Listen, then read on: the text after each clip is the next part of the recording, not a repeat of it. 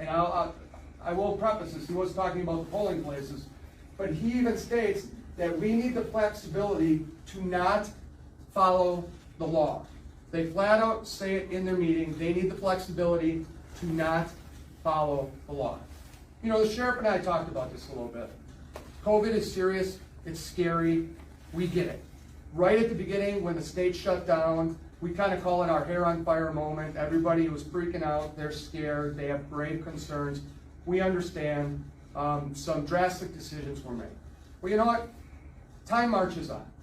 And it marches on to May 26, 2020, when the Safe Red Home Order expires. Not only does the WEC not have the authority to do what they did in an emergency, they certainly do not have the power to do what they did when the emergency order has completely expired. There's nothing out there anymore whatsoever.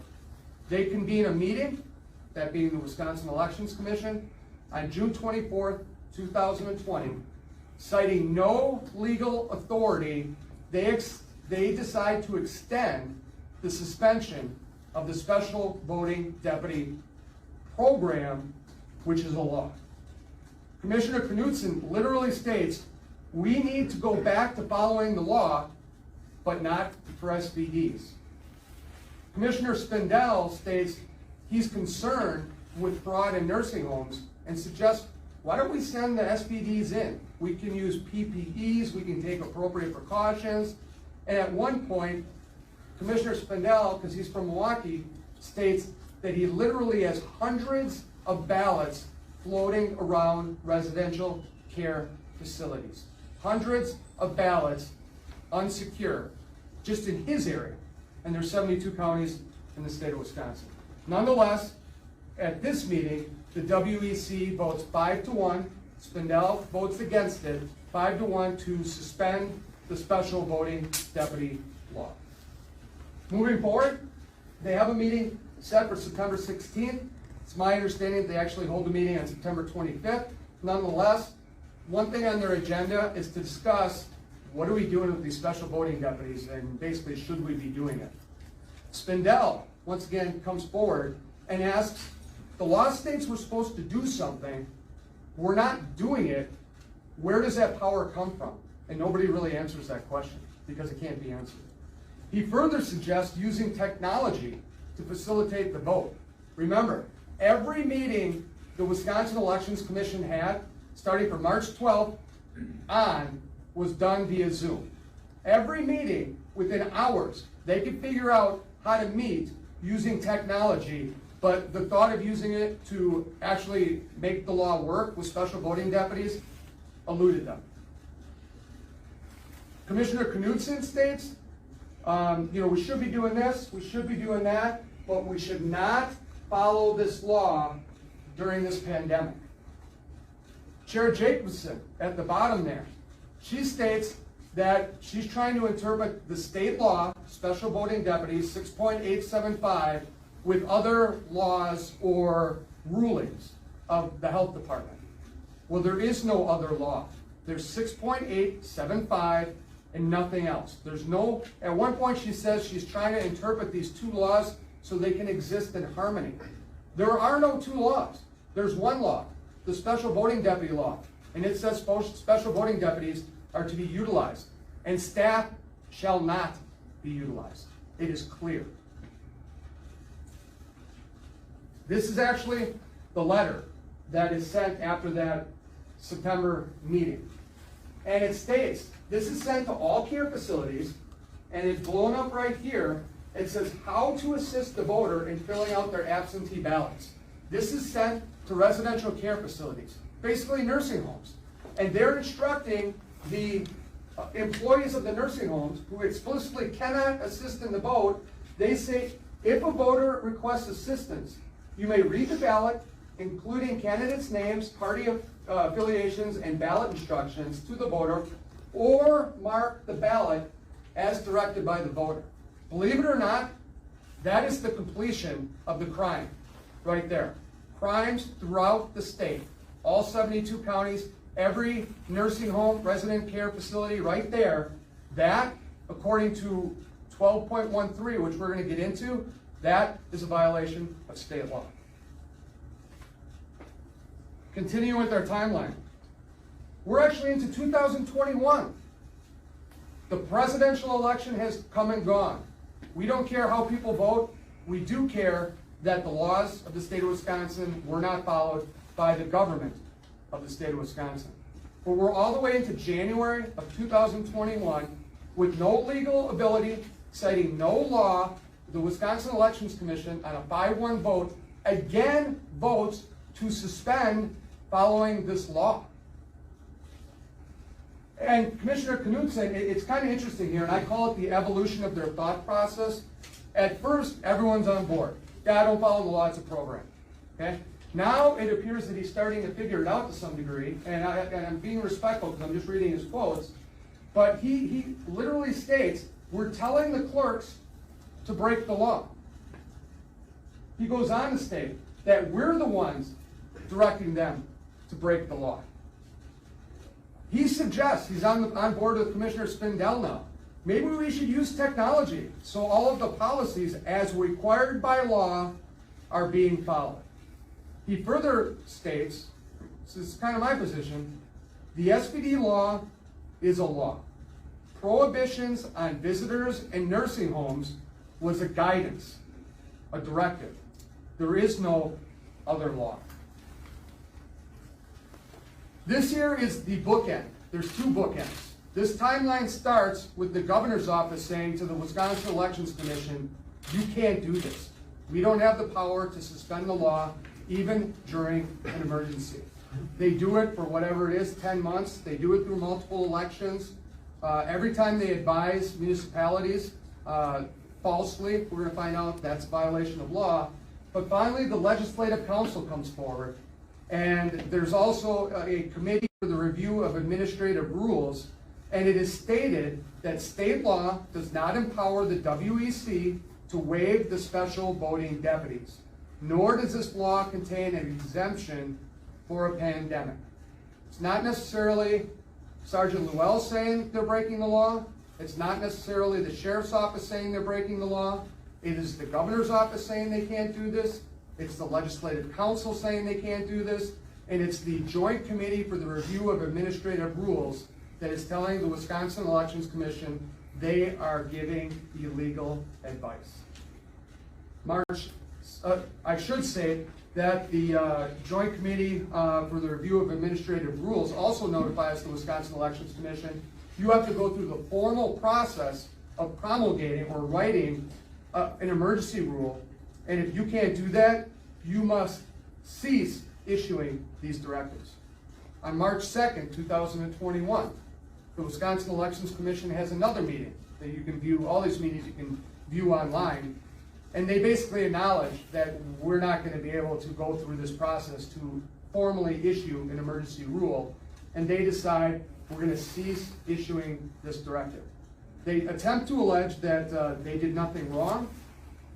And I guess that's where we don't really agree. So, one of their positions is that no one could get into residential care facilities. And that position changed. Sometimes SPDs could get in, other times maybe they couldn't.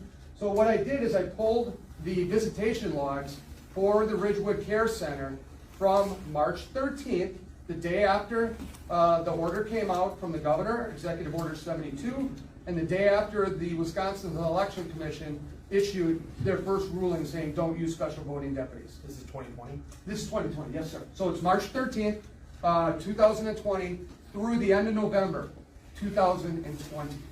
In that time frame, you're going to see that 899, just call them 900 civilian visitors entered that facility, and 333 employees were in and out of that facility. Let's look at who those visitors were. Those visitors included the Orkin man, they included laundry repair, elevator repair, the vendor, job interviews, just interviewing for a job. You can do that anywhere. They included instructors with students. They included the fish cleaning guy 11 times. They included the person who cleaned the bird cage. We have clean bird cage 3 times, copier, even DoorDash. Those people were allowed in to the Ridgewood Care Facility, but heaven forbid we make an exception for special voting deputies or use technology. You know, one of the main jobs of an investigator is to talk to people. And today I talked to Judy, and she informed me that she was allowed to visit her mother in some type of enclosed plexiglass. I kind of envision like a phone booth from back in the day. So they could facilitate visitation between Judy and her mother through putting up partitions, but they could never come to the thought process that maybe we could do this to follow the law. So I told you 6.875, now we're going to hit 12.13. I don't name statutes. The legislature comes together, passes law, and names statutes. It just so happened this statute is called election fraud. We're stating that the rules weren't followed. We're stating that the integrity of the vote was put into question. The legislature has a law called election fraud. And there's a variety of different ways to violate this statute, but the first one, in my opinion, fits. In the course of a person's official duties or on account of the person's official position, intentionally violate or intentionally cause any other person to violate any provisions of chapters 5 through 12 for which there's no penalty listed. And it just so happens that the penalty for violating this statute is a Class I felony. It's a felony. I don't make the rules. This is what the legislature has decided. The 3 violations beneath are misdemeanors. Realize this. These laws aren't broken. Let me say it a different way. The government doesn't have to prove that their loved ones were taken advantage of. That's not the law that we're alleging was violated. It is violated when the proper procedures are not followed. And that is clearly what has happened here. I'm not going to go through all of these clips, but I actually took time to include some of the statements that blew my mind, where they basically just admitted to breaking the law. I'm going to play 2 clips. They're roughly 20, 30 seconds apiece. This is Knudsen, Commissioner Knudsen, and I kind of referenced what he was saying before, but literally I want you to hear it from the commissioners. Oh. Oh.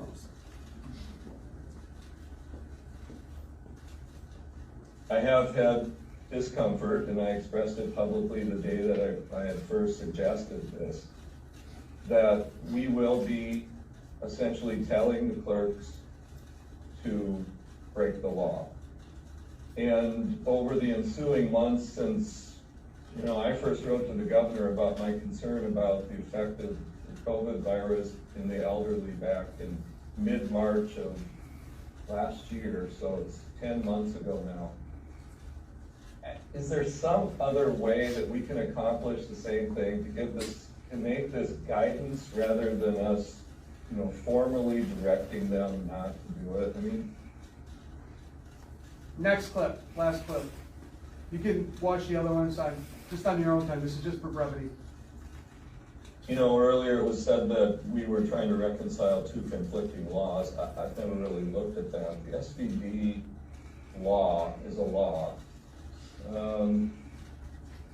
Some of the prohibitions on visitors to nursing homes, meaning in the early days of the pandemic, it came down from the Centers for Medicaid and Medicare that it was a guidance, a directive.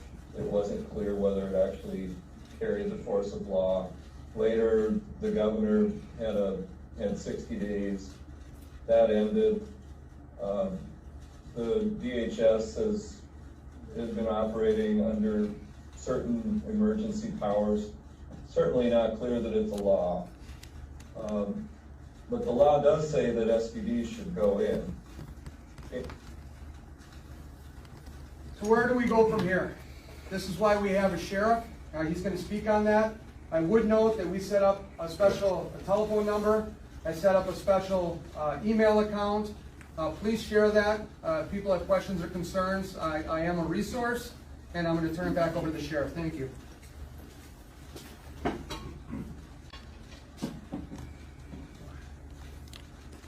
That's a lot of information, obviously, and obviously we went through this dozens and dozens of times, and I know most of you in this room have heard it for the first time, and a lot of new words, SVDs and WEC, but part of our job too is education, and the good question here, the best question I think we're to take away is where do we go from here?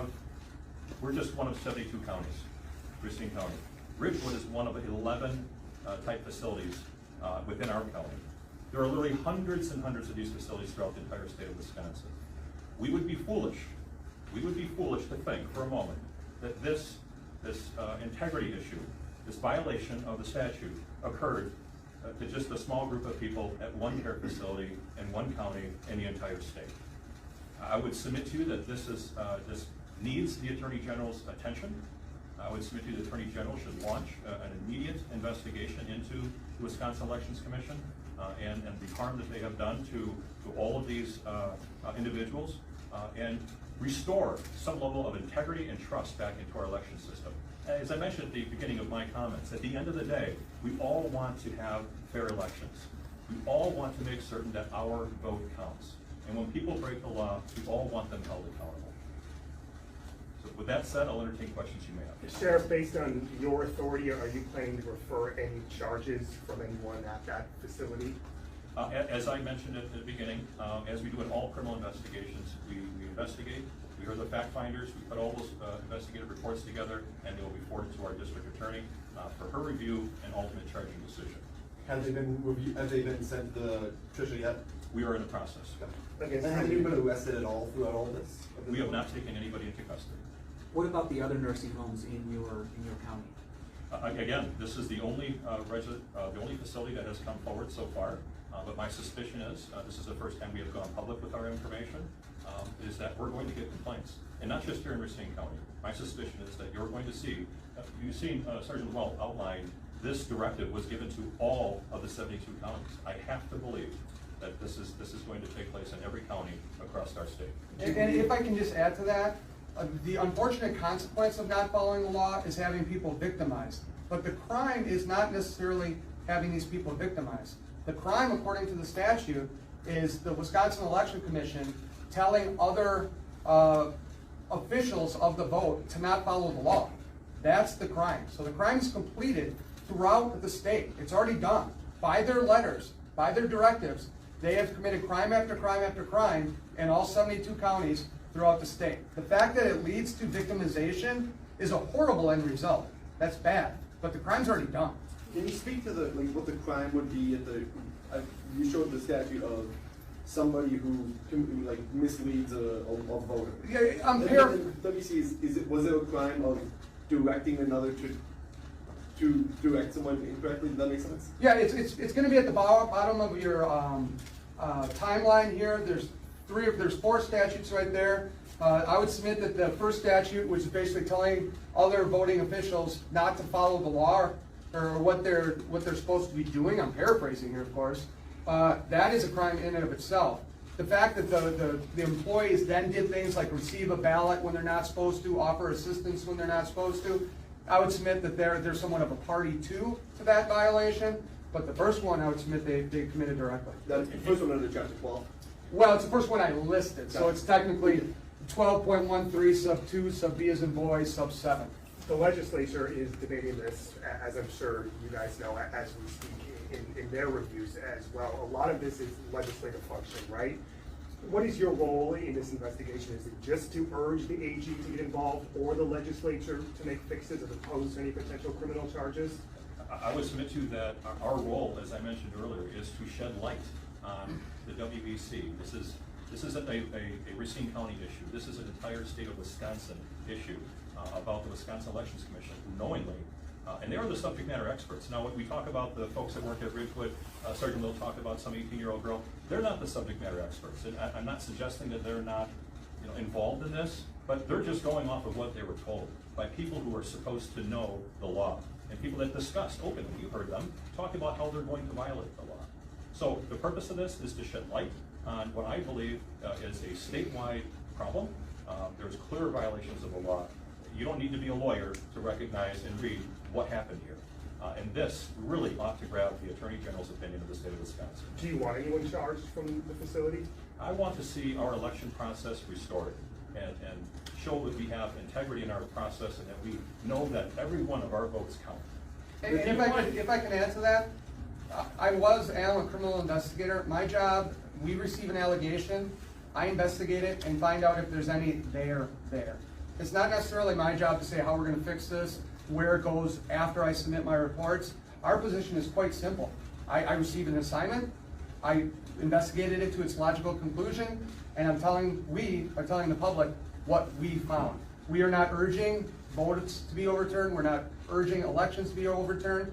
We don't even urge charges. We work collaboratively with prosecutors and try to come to the best results. But ultimately, charging is in the hands of whatever prosecutor, be it county or state. What is going to happen to the WEC is up to the legislature. We've discussed, we call on Democrats and Republicans. They appoint these commissioners, the majority of which, 5-1 votes, are telling people throughout the state of Wisconsin to not follow the law. I believe that's problematic. But what do you say to the DA having the DA had this complaint 10 months ago or more and didn't file charges? No, what the DA did was receive the complaint, an affidavit, and basically said, go figure this out. Then I was assigned to do the investigation. I certainly discuss matters with the DA's office. We have a wonderful working relationship.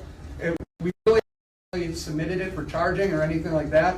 What I did do is uncover all this. We've had discussions, but it is so complicated that I've been doing this for 10 months, and it's going to take more time. Are you recommending us raise So, to our district attorney's office, it's not uncommon for her to get a complaint and then send it to a respective law enforcement agency for follow-up and investigation. And that's exactly what it does here. Why Racine County and not Mount Pleasant took it? Or did she just pick whichever one she, I don't mean some people, why was Racine County assigned to which one instead of Mount Pleasant? That would be a question you would ask the district attorney. But my suspicion is that, when it's happening at one facility, I suspect she thought it was probably happening in multiple jurisdictions within Racine County, and I have authority throughout the entire county. So, but again, I'm not the district attorney spokesperson. Are you recommending? How about you, sir? You've been waiting patiently. Thank you, Sheriff, and thank you, Sergeant, for all of this work. Can't imagine what this must have been like the last 10 months. And thank you to the families who are here, who showed the courage. I have 2 or 3 real quick questions. They're basically yes or no. Have you started working with any of the other 71 sheriffs and the DAs and the clerks in those counties? Or are you at liberty to say? I have not, but I can tell you that I fully expect that after our press conference here today, now that it's been gone public, that this is going to be something that the other 71 sheriffs and other law enforcement municipalities are most likely to be feeling a fair number of faults. Thank you. 2 quick follow-ups. Sergeant, do you have what you're going to share with us in a paper format as well as a digital format? How will we get those? We have thumb drives, and that's the way we're going to be dispensing them. Okay. Yes, and if we run out, my captain's a little more savvy, we might do a Dropbox. And then the last quick question that I have, and I can see you afterwards, through open records with the city of Racine and Racine County and the mayor's office, and I'll show this to you afterwards because I don't want you to comment on something you haven't seen. We have some very disturbing connections between some of the things that you shared today with the mayor's office, with the clerk's office, that I'd like to show you afterwards. Perhaps you already have them as part of your investigation, but I think it will complement what you're trying to get done today on election integrity. Thank you. Absolutely. So here's what we're going to do. We've answered a number of questions already. Out of respect for the families that are here today, we are a little over an hour here into this conference. What we will do is after we escort the families out, the sergeant and I will certainly entertain additional questions that you have, okay? Thank you for your Sheriff, can I patience. just ask quickly, I know none of you. You have no interest in talking, I've already Oh, discussed yeah, that, so please just respect that. on behalf of them though, is it fair to say that of the 7 families you identified, that they did not want their loved ones to vote? Is that a fair characterization? So it's 8 total. It's Judy's mother Shirley, and then 7 additional. And I want to be very careful here. People have a right to vote. People have varying degrees of understanding, and I get that. And people who, you don't need a PhD to vote, all right? But these loved ones believe their loved ones had such cognitive difficulties that they would not have had the ability to request a ballot and exercise their right to vote. And I think when you look at those slides that I kind of went through a little bit quickly, there's people who can't recognize their own sons and daughters. There's people, once again, who can't remember what they ate. There's people who are only interested in Doritos and Snickers. There's people who won't sign any other type of legal documents. And there's one woman very adamant and very offended that someone did that to her mother. So that is not the crime per se, but that is the unfortunate result of having a government not following their own laws. When you say they were being preyed on, where does the I never blame said lie prey. I never said prey. for taking advantage of the elderly? I never said prey. All right, we can go back to the Okay, video. I'm gonna go back to what I said, so we're gonna, out of respect for the families that are here, we're gonna go ahead and escort them out now. So please hold off on your questions. Folks, thank you again so much for being brave. Thank you. Yeah, it might be easier this way. That's it. No, it's okay. Again, just watch yourself at the tables. I understand.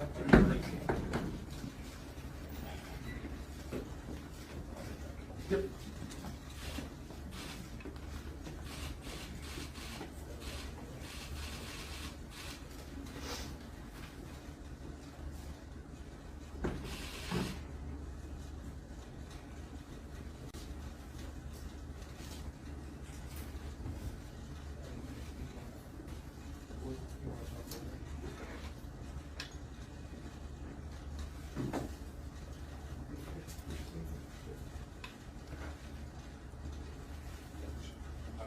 For the sheriff, but yeah, I certainly, and I started the conversation, I think I said in my initial remarks, and I hope that people have strong mental function, and I certainly did have people say, no, Dad was great, Mom was great.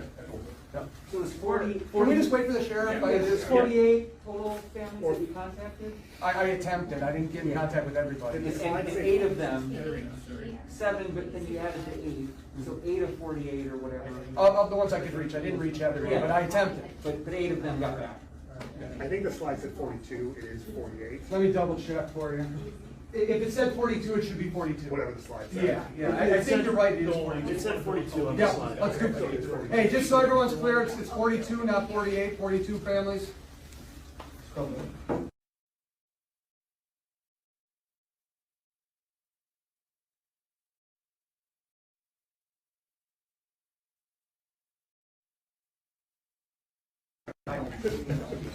We all took our jobs because we're not married. That is fair. Not a single math grade.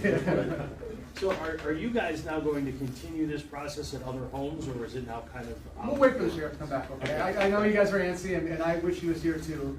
I see the captain just walked out, so hopefully, but when you run the organization, you set the time limit. It's kind of like when I was in court, the judge is never late.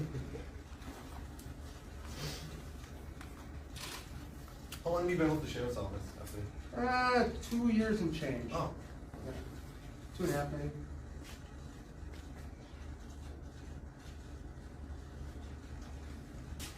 Thank you for your patience. Were any of the 8 determined by a judge or a court to not have that cognitive ability?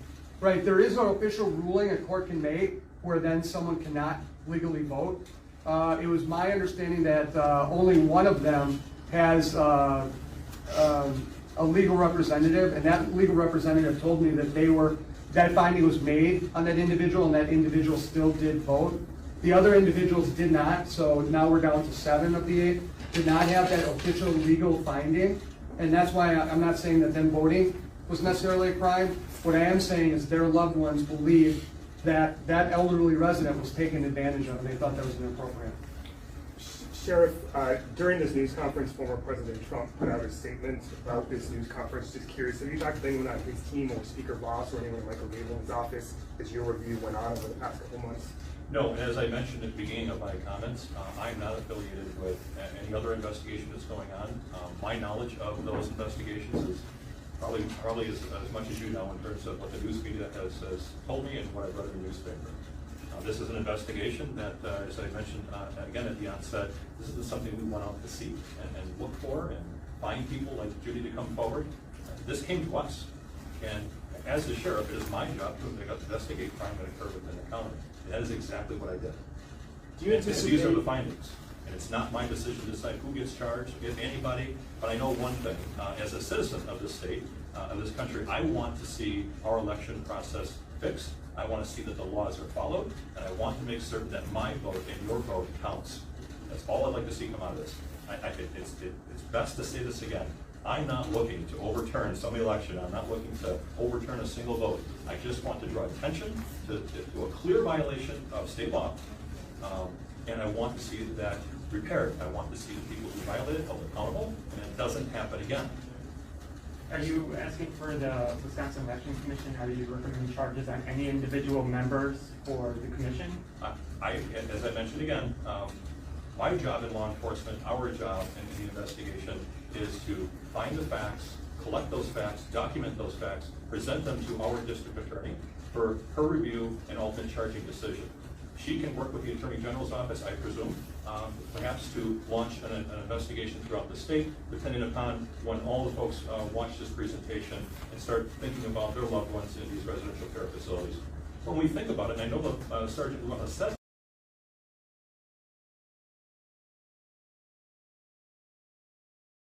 this, but we keep talking about the end result, Judy and her mom and all the rest, but when we really think about it, we have a Wisconsin Elections Commission who failed to follow the law. Everything else that happened at is sort of the unfortunate result. We need to start at the top where this occurred. That's why I asked. Exactly, but that is not my decision, sir. Sorry, can you just clarify, so where are we? I think I heard you say you have not officially referred the cases to the district attorney. Just procedurally walk me through. Right, we've had conversations, extensive conversations with the district attorney and one of her talented assistant DAs. We haven't officially sent any paperwork over. I just think this case is so detailed, so complex, and quite honestly, this is a state level case. This case is more adequately investigated at the state level. When you have crimes occurring throughout the state of Wisconsin, all 72 counties, yes, we have our little slice of the pie here, and maybe we can deal with it. But why this wouldn't be dealt with at the state level, be it the Attorney General's office, be it the Division of Criminal Investigation, is beyond me. And I understand that people above my pay grade ultimately make those decisions, but I think we're doing a lot of great work here, a lot of hard work here, but somebody else should start doing some of the heavy lifting also. Can you speak to why there's a press conference and we're kind of, I want to say ended with kind of middle of the investigation as more investigation continued? I respect your opinion, and I think this is a natural stopping point of the investigation. To answer your question, are we going to look for more people who have been taken advantage of? We could, but you really got to focus on, and we've said this a couple times, the law was broken with the advice of the WEC to not follow the law. That is the problem. We can find more unfortunate victims, if you will, or results of that, but that's kind of why we can stop here and take a pause, because according to the law that the legislature writes, which is called election fraud, not following the law is just that. And we have proved through their letters, through their own words, that they advise people, clerks throughout the state of Wisconsin, once again, to not follow the law. That's the violation. Finding more people who've been victimized is relevant, but legally, maybe it's not that important. They're saying the WEC violated the law, the Yes. Wisconsin election. So Yes. wouldn't that be the party that you would recommend charges today? I mean, a DA can charge, or the Attorney General can charge whomever they see fit. When I was a prosecutor, when the sheriff was an investigator, we worked together. If he sends in a referral on one person, and I make a decision that 5 people did it, guess what? As the prosecutor, I charge all 5. A prosecutor is not bound by the charges that are sent over or what names are on that document. A prosecutor at the county or state level, and most appropriately state level, can make appropriate prosecutorial decisions. I simply I'm a fact finder, okay? I write reports, I talk to people, I document stuff, I get documents, and I send it out. It is up to them to decide. And we're not kicking the can down the road, but we have a criminal justice system. There's police officers, there's prosecutors, there's judges, there's prisons, okay? Everyone has a part to this system, and we're asking for the people next in line to take their part and to do their job. So are you going to refer the case or send anything to the DA, and when? We've been in conversations, we will continue to have conversations. I think the sheriff has called for what is much more appropriate, and that being a statewide investigation. The sheriff has offered my documents, my reports to the Attorney General's office. They chose not to accept those reports. When was that? That was earlier in the year, say Marchish or something like that. But what, we're extending our offer again. I don't want to speak for you. Absolutely. We've done it before. The Attorney General and his staff, we spoke with them on a conference line, and we explained the investigation that was unfolding, because I felt, as we are probably all thinking today, that this is going to turn into a statewide investigation, so I wanted to bring them on board early on. I offered all of our investigative reports, that we had nothing to hide. You can have all these reports, take a look at them for your review. I even offered, I think everyone in this room would agree that Sergeant Llewell certainly has some talents here, and is sort of I would call him an expert in what he's accomplished here, but he certainly has done a lot of heavy lifting. And I offered to send him to Madison to assist their investigators to see what we've unfolded and to sort of better explain it. That offer was declined. And they decided that they didn't want our investigative reports, that there was nothing to see here. And I think after we watched this today and heard the presentation, I have to believe, it doesn't matter who you vote for, or how you vote, or what side of the party line. Right. This is a problem, ladies and gentlemen. This is a law that was broken. And everybody who votes ought to feel the pain of that. You want to walk out of that voting booth knowing that your vote counts. And today, I don't feel that, because the law is being snubbed, it's being disregarded. So as of now, is it fair to say you will not be referring charges or the case to the local DA? As I mentioned from the beginning, we will always send our investigative reports to our district attorney's office. When that happens, I'll work closely with the lead investigator. I suspect it'll be soon, but we have been working closely with the district attorney. We do have a great working relationship with her. She is aware that we are doing this press conference today, but she has not had a chance to review all of these documents. So in fairness to her and her team, we would like her to have the opportunity to do that. I'm hoping that today this has grabbed the attention of the Attorney General and most likely other individuals around our state, to recognize that we do have a problem on our hands, that the law was in fact violated. You heard it from their own mouth. We heard those words. There's no doubt in my mind that this occurred. And it is called election fraud. That is the name of the statute. As the sergeant put it, we don't name statutes, okay? That is what it's called. It's clearly violated it. The Attorney General should, in my view, jump on board, ask for our investigative reports, and launch an immediate investigation throughout the entire state. If his office doesn't, Yeah, if like Josh Call's office doesn't pick it up, and also DOJ, what are the next steps? Are we gonna just kind of hit a dead? Why would you guys hit a dead end? Well, I think we're sort of like repeating ourselves here now. As I mentioned, we're going to give this to our district attorney. We need to let, as the sergeant mentioned, there's an entire process. We have done our part of the process. It is now someone else's line to do that other job. I think I misphrased my question. So if the DOJ doesn't take it, does anyone else have like a state level authority to investigate this, or is it really just the DOJ? That would be a great question for our Attorney General. Yeah. I have a question about your actual investigation. Do you have any reason to believe through your investigation that some of these staff were intentionally biasing some of the votes, that they tried to impart what they wanted the person to vote as what they voted? Did you find anything like that? No, I will tell you that I investigated one care facility which has 50 to 100 residents. I will submit that Commissioner Spindell is kind of in the Milwaukee area. He has large facilities, and he stated hundreds of ballots are floating around these various facilities. Can I say that someone did or did not? No. Can I say that that seems right for a problem? Yeah. I as a voter myself, I don't want ballots floating around willy-nilly in people's hands who are not trained and not qualified. That is bad. Well, one last question, and then we're going to stop. Thank you, for Sheriff. Yes, Real go ahead. quick, Sergeant or Sheriff, have either of you in your reports or your recommendations or referrals that the next election cycle starts in 30 days?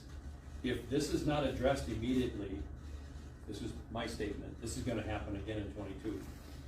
Have either of you made recommendations going, hey, you got to get your foot on the gas pedal, because if this is happening now, has that come up in your recommendations or your thought process or your analysis?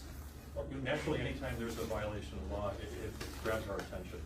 And that is one of the reasons why we wanted to bring this forward to our community. So we do, to your point, someone needs to put their foot on the gas pedal to get the state of Wisconsin to wake up and look at what the WC has done. And we need it to stop. Where does it go from there? These are big decisions that have to be made at big top levels throughout our state.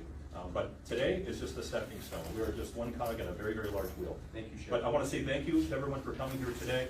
If you should have some follow-up questions, you know how to get a hold of us. We can certainly entertain those Can you questions. get Shirley's last But- name? No, Why? because I want to protect her privacy. But she's deceased. Oh, well, no, because that's gonna tell you who Judy is. I mean, yeah, she was, she could have All changed her in name. Hello, I'm Mike Lindell, and